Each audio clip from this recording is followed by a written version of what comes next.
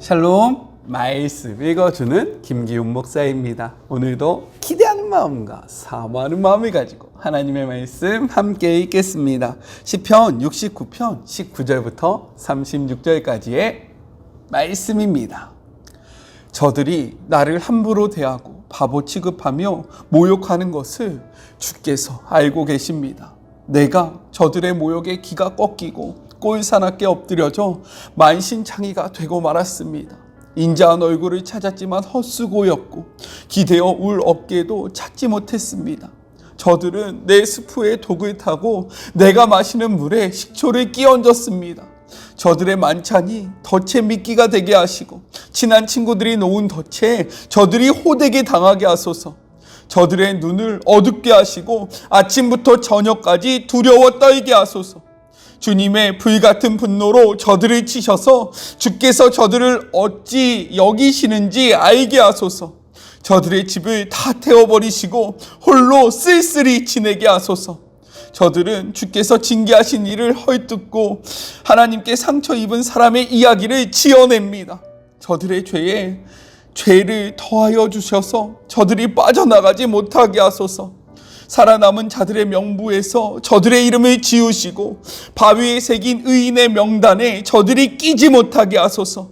내가 다쳐서 호촌 중에 있으니 몸을 추스릴 공간과 맑은 공기를 허락해 주소서. 내가 찬양 노래로 하나님의 이름을 외치고 감사의 기도로 주님의 위대하심을 알리게 하소서. 하나님은 이 일을 제단에 놓인 숫소보다 기뻐하시고 엄선된 황소보다 더 좋아하신다. 마음이 가난한 이들이 보고 기뻐하네. 오, 하나님을 찾는 이들아, 용기를 내라. 하나님은 가난한 이들의 소리에 귀 기울이시고 가엾은 이들을 저버리지 않으신다. 너 하늘아, 주님을 찬양하여라. 땅아, 주님을 찬양하여라. 바다와 그 속에 헤엄치는 모든 것들아, 주님을 찬양하여라. 하나님께서 시온을 도우시러 오시며 유다의 파괴된 성읍들을 다시 세우신다. 생각해 보아라. 누가 그곳에 살게 될지, 누가 그 땅의 당당한 주인이 될지. 주님의 종들의 자손이 그 땅을 차지하고 주님의 이름을 사랑하는 이들이 그곳에서 살아가리라. 이것은 하나님의 말씀입니다. 오늘의 말씀은요, 우리가 어저께 묵상했던 시편 69편 1절부터 18절의 말씀과 이어집니다. 따라서 어제의 말씀을 묵상하지 못한 분들은 먼저 어제의 말씀을 묵상하시고 오늘의 본문을 나눌 때에 더 이해가 잘 되고 풍성한 은혜를 누릴 수 있을 거라 생각하니까요, 어제의 말씀 먼저 묵상하고 오늘의 말씀을 함께 묵상했으면 좋겠습니다. 어저께 이야기했던 그 핵심이 무엇이냐? 다윗이 자신의 처한 상황을 솔직하게 하나님 앞에 아뢰고 있으면서 이 상황 속에서 나를 구원해 주십시오 라는 기도의 내용이 어제의 내용의 핵심이었습니다. 오늘의 내용은 무엇을 이야기하고 있냐면 원수들을 향해 격렬한 저주의 내용이 담겨져 있어요. 그리고 또한 여기서 더 나아가 하나님을 향한 감사의 찬송의 내용이 담겨져 있습니다. 이 내용을 우리 자세히 같이 한번 나눠봤으면 좋겠어요. 오늘의 말씀은요, 내용상으로는 두 부분으로 나눠서 생각해 볼 수 있습니다. 먼저 첫 번째 19절부터 28절, 원수들을 향한 파멸과 저주의 기원입니다. 우리 19절의 말씀 같이 한번 읽어볼까요? 주께서 나의 비방과 수치와 능욕을 아시나이다. 나의 대적자들이 다 주님 앞에 있나이다 라고 이야기합니다. 지금 다윗은 무엇이라고 이야기합니까? 대적들로부터 자신이 당하는 수치와 모욕을 주님께서 다 알고 있다라고 이야기하고 있다라는 거예요. 이것은 매우 중요합니다. 왜냐면요, 하나님은요, 암과 행동이 일치하기 때문인 거예요. 우리가 그리스도인으로서 이 세상을 살아갈 때 세상 사람들에게 손가락질 받는 이유가 무엇입니까? 야, 너희들은 이렇게 알고 있는데 왜 이렇게 안 살고 이렇게 사는 거야? 너희들의 암과 삶은 왜 다른 거야? 하면서 손가락질 당하잖아요. 그런데 우리의 하나님 앞에 있어서는요, 하나님은 암과 행함이 같다라는 거예요.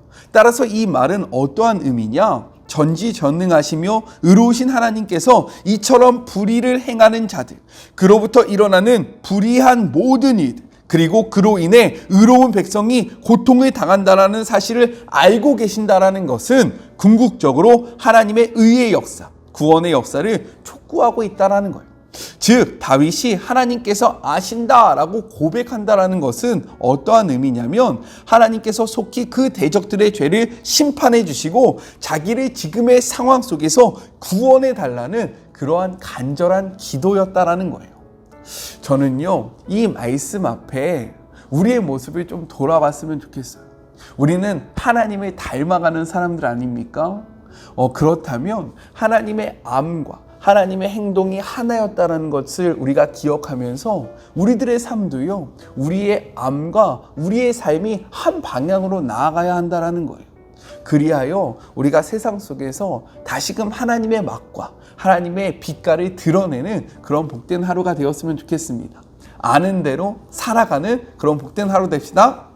파이팅! 자, 20절부터 21절은요, 원수들이 자신들에게 했던 그 악한 행실에 대해서 하나님 앞에 이야기하고 있어요. 그렇기에 다윗은 22절부터 28절을 통해서 원수들의 파멸과 저주를 기원하고 있습니다. 그 정점이 바로 28절이에요. 우리 28절의 말씀을 같이 한번 읽어볼까요? 그들을 생명의 책에서 지우사 의인들과 함께 기록되지 말게 하소서라고 이야기합니다. 와, 좀 세다라는 생각이 들잖아요. 그렇죠? 하지만 이는요, 모세가 범죄한 이스라엘을 위해 중보하면서 기도했던 그 기도에서 이 시초를 찾을 수 있어요. 우리 출애굽기 32장 32절의 말씀 같이 한번 읽어볼게요. 그러나 이제 그들의 죄를 사하시옵소서. 그렇지 아니하오면 원하건대 주께서 기록하신 책에서 내 이름을 지워주시옵소서라고 이야기합니다. 즉 이러한 기도는 율법을 배우고 알았던 유대인들에게 친숙한 개념의 기도였다라는 거예요. 생명책에서 지운다는 것은 하나님의 구원, 하나님의 언약으로부터 떨어져 나가 저주를 당하고 영원한 멸망에 던져지게 해달라는 것을 의미하고 있습니다. 그러나 다윗이 악인들의 멸망을 강조하며 이를 간구하고 있는 것은 결코 다윗의 개인적인 증오심이나 복수심을 관철시키려는 의도에서 나온 파괴적인 기도가 아니었다라는 사실인 거예요. 우리 그것을 확인하기 위해서 메시지 성경으로 32절과 33절의 말씀을 같이 한번 읽어볼게요. 마음이 가난한 이들이 보고 기뻐하네. 오, 하나님을 찾는 이들아 용기를 내라 라고 이야기합니다. 자신이 지금 이 원수를 향하여 기도하는 것을 보고 나서요, 다윗은 이야기하는 거예요. 하나님을 찾는 이들아 이것을 보고 기뻐하여라. 왜요? 33절. 하나님은 가난한 이들의 소리를 귀 기울이시고 가엾은 이들을 저버리지 않으신다. 즉 이는 하나님의 정의와 공의를 실현을 소망하는 그런 소망의 기도였고, 또한 여기서 더 나아가 하나님을 따르는 의인들을 위한 중보 기도였다라는 거예요. 모세가 이스라엘 백성들, 하나님의 자녀들을 위해서 중보 기도했던 것처럼 지금 다윗은요, 이러한 기도를 하면서 하나님 앞에 기도하고 있는 거예요. 나의 대적들만 명하게 해달라는 것이 아니라 이 일을 통해서 하나님을 찾는 자들이 정말로 그 하나님의 일하심을 발견하게 하시고 하나님의 정의와 하나님의 공의가 이 땅 가운데 이루어지는 것을 바라보며 기뻐할 수 있도록 하나님 일하여 주십시오 라고 기도하고 있다는 거죠. 자신들의 원망, 자신의 개인적인 그러한 불평을 담아서 기도하기보다는 하나님의 나라와 그리고 하나님의 의가 실현되기 위해서 기도하고 있고, 또한 의의 길을 걸어가는 많은 자들이 실족하지 않기 위해서 이러한 기도를 하고 있다는 거예요.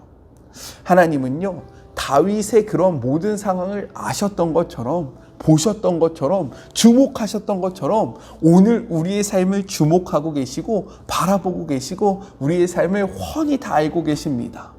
그렇기에 오늘 하루 우리가 다윗과 같이 하나님 앞에 우리의 기도의 제목들을 올려드렸으면 좋겠어요. 그러면요, 하나님이 우리의 기도를 들어주십니다. 믿으시죠?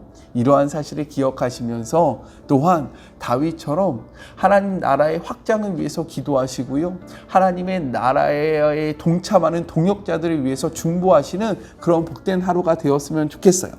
둘째, 29절부터 36절 구원 요청과 감사의 찬양을 담고 있습니다. 슬픔을 억누르지 못하고 자신의 대적들의 파멸과 저주를 기원했던 다윗의 기도는 이제 감사의 찬송으로 바뀌게 된다는 거예요. 우리 30절의 말씀 같이 한번 읽어볼까요? 내가 노래로 하나님의 이름을 찬송하며 감사함으로 하나님을 위대하시다 하리니 라고 이야기합니다.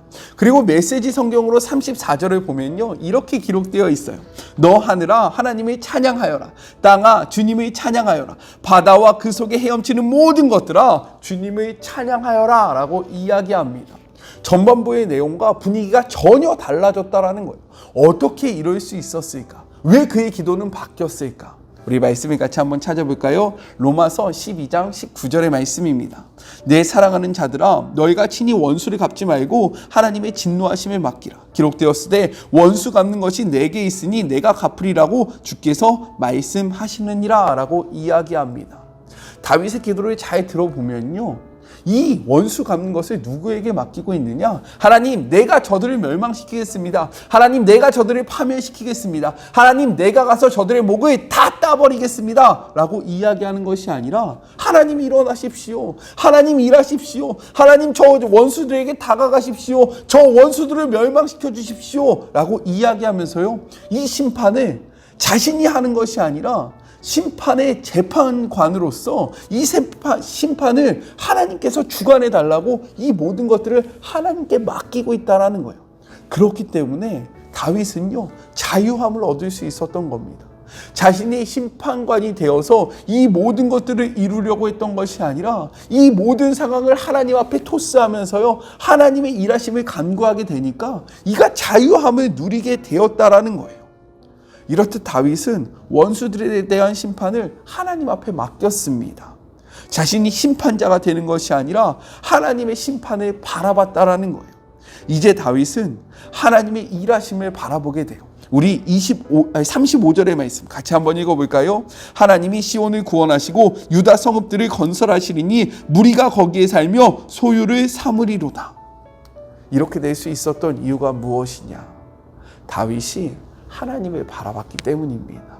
우리도 다윗과 같이 우리가 심판을 하려고 하는 것이 아니라 이 심판을 하나님 앞에 맡김으로 하나님의 일하심을 바라보며 그분을 찬양하는 하루가 되었으면 좋겠어요. 우리가 하려고 하면요, 우리가 망가집니다.